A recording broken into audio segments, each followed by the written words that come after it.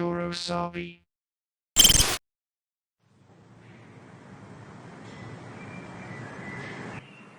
5, 4, 3, 2, 1. Happy New Year!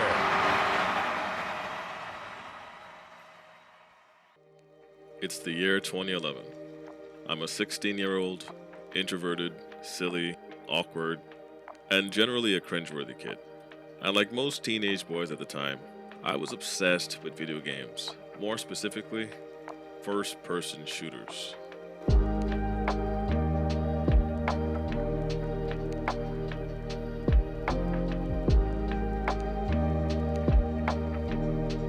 My main squeeze back then was this free-to-play military shooter called America's Army Proving Grounds.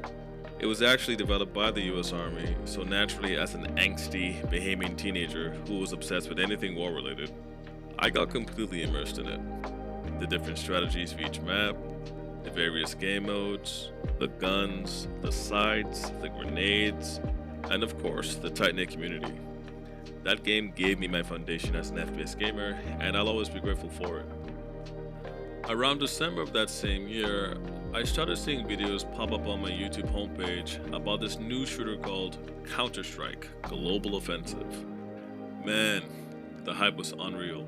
Everyone was buzzing on about it. But honestly, I wasn't interested at all. My first reaction was, wait, you can't aim down sights? Yeah, no thank you, boss. I'll sit this one out, okay? Bye. Bye, have a beautiful time.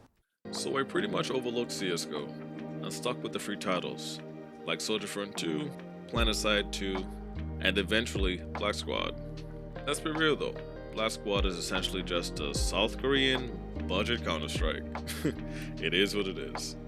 I wouldn't say I was a CSGO hater, but I definitely felt a bit of envy being an outsider in that community. I mean, come on, the pro scene was huge. Every time I hopped on social media, there was another CS clip going viral. I even got to know the pros without ever actually watching them play live. Simple, Fleiss, Flusha, Shroud, the list goes on. Even though I wasn't really a Counter-Strike fan, I had to respect it. The game was popping. $1 million tournaments, a thriving pro scene, addictive gambling, and of course, that toxic ass community. The Counter-Strike franchise is legendary, but man, if you don't have thick skin, you will get eaten alive.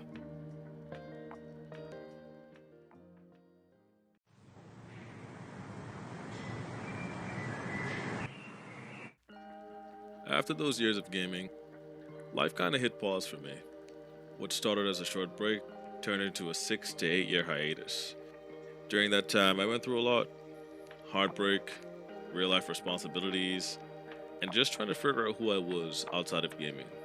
I got heavy into fishing, spent hours in the court playing basketball.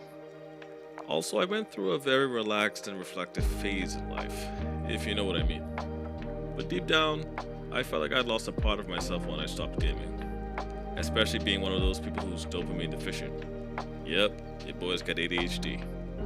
I needed something that truly lit me up again.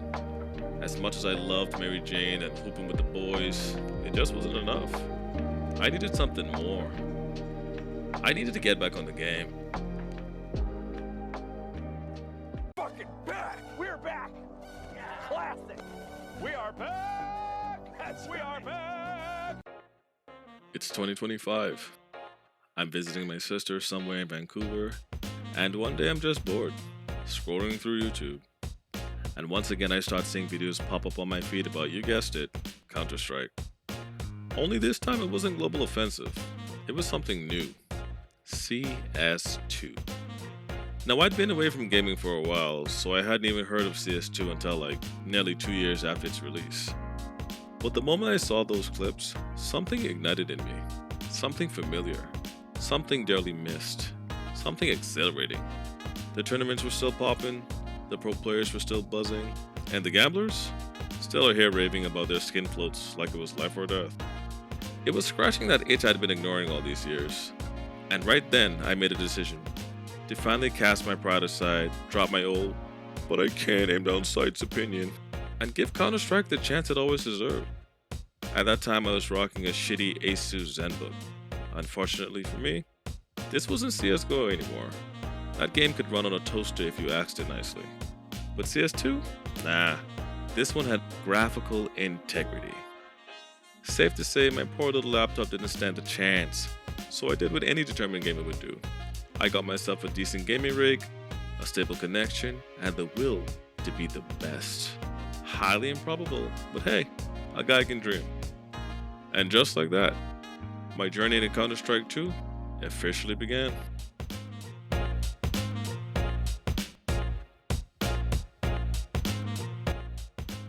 It felt so good to finally get back into gaming, especially a game like CS2. The first 2 months or so, I was a total tryhard, only playing against bots, just grinding my aim. Yeah, my EDPI. I know what that is now. You're probably thinking, bots? How'd you manage to have any fun just shooting bots? I didn't do it for the joy, my guy. I did it for the love of the game. I got into pros like Dunk and Robs, trying to emulate just 2% of their power. Watched all the big CS creators for tips and tricks. Flom, Wilson CS, Austin CS, Louis CS2, and of course, the legendary War Owl. And to be honest, I still kinda suck. But that didn't matter. I was having fun. I was enjoying the grind. Every whiff, every team flash, every knife kill, and those sweet, sweet headshots. Now I just dedicate my evenings to getting frustrated in Premiere. The hackers are going strong, but that's okay. The toxic comms are still rampant, but that's alright. Teammates team killing, but hey, that's Counter-Strike. That's the beauty of it. It's not perfect, but it doesn't have to be. It creates this fire in you to take on something difficult, something almost unreachable. Something in the way. Despite the ups and downs of CS2, it keeps me striving to be better, mechanically and strategically. Even my wife got pulled into the madness. We play arms race against bots sometimes, and watching her light up every time she gets a kill, man, that's something special. Now I'm spending hours upon hours every week trying to improve, trying to understand recoil patterns, crosshair placement, utility lineups, the whole nine. CS2 ruined my life, in a good way.